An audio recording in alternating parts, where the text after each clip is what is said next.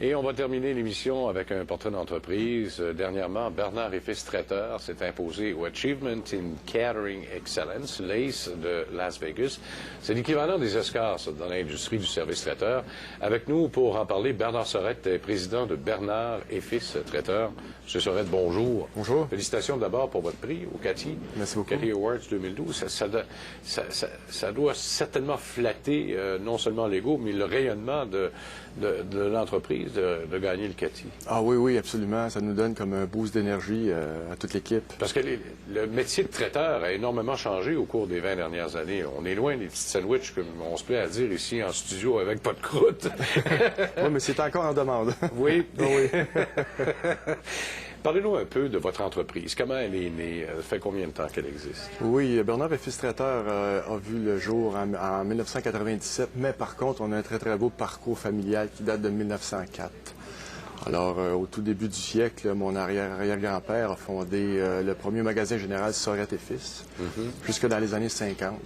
Dans les années 50, ça a été transformé en salaison, avec la mode des salaisons. Oui. Dans les années 80, en boucherie spécialisée, avec toutes les boucheries françaises et puis la nouvelle venue à l'époque des plats cuisinés, qui étaient tout nouveaux, qui étaient tendance avec les poulets, les coupes françaises et tout. Jusqu'à la fin des années 90, là où ma soeur et moi sommes arrivés dans la boucherie de mon père et nous sommes rendus compte que l'avenir de la viande dans notre secteur d'activité ne serait peut-être pas nécessairement un avenir qui serait bon pour nos descendants. Alors on a décidé tout simplement au lieu de faire venir les gens chez nous d'aller aux gens.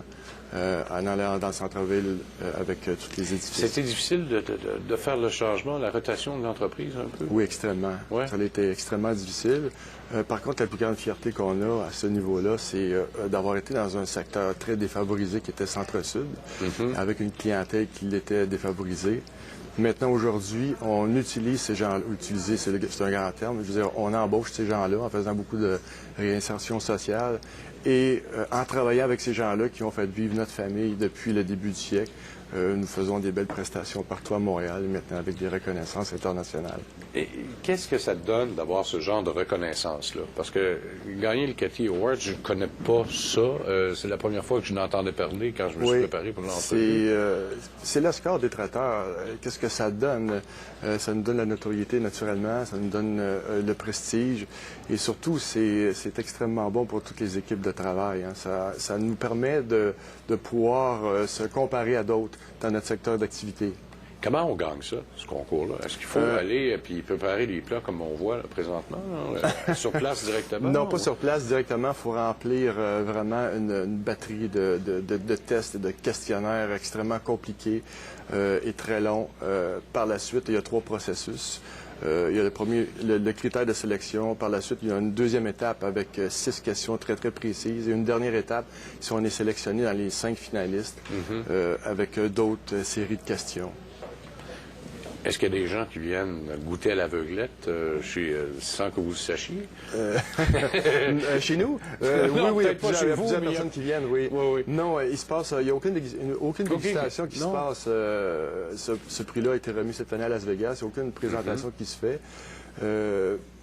Mais par contre, je vous dirais, si on revient à le fait de se présenter contre d'autres traiteurs et de pouvoir se comparer, vous savez que dans l'association du Quai des Ressources, on est plus de 600 traiteurs et 46 pays différents. Donc, c'est aussi un échange et c'est les instants des poignées de main. Est-ce que c'est extrêmement différent d'un pays à l'autre? Chez nous, on est habitué à un genre de traiteur. Est-ce que c'est différent aux États-Unis? Il y a différents types de traiteurs. Il y a des traiteurs de très haut niveau. Il y a des traiteurs de cafétéria qu'on appelle. Il y a des traiteurs de masse. Il y a des traiteurs de stade.